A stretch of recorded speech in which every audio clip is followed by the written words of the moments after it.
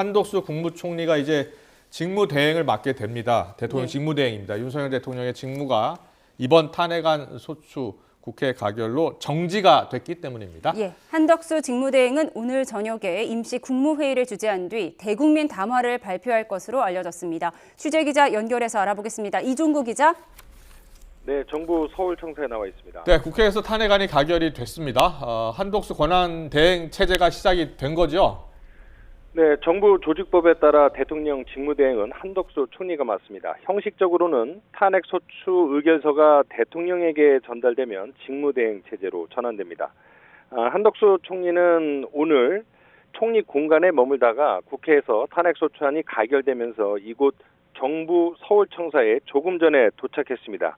기다리고 있던 기자들에게 국정의 안정적인 운영에 온 힘과 노력을 다할 것이라고 말했습니다.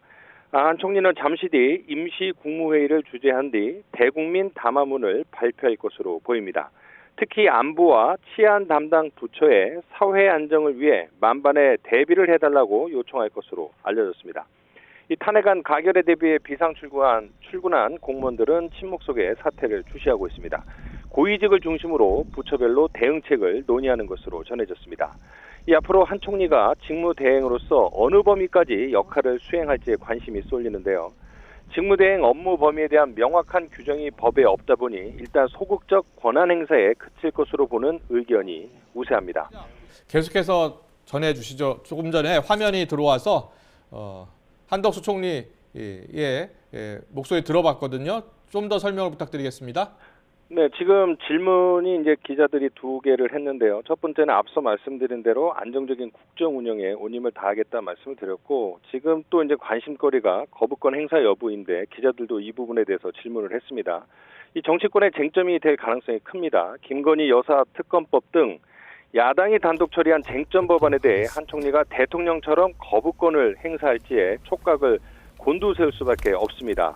오늘 기자 질문에는 답변을 안 했는데 앞서 한 총리는 국회 답변에서는 직무대행을 맡게 되면 거부권 행사 권한이 있는지 검토하겠다고 말했습니다. 또 다른 걸림돌은 내란죄 혐의로 고발된 한덕수 총리가 피의자 신분이라는 겁니다. 수사당국의 소환 조사 등을 받는다면 대통령 직무대행으로서 동력이 떨어지고 국정 안정 역할도 흔들릴 수 있습니다.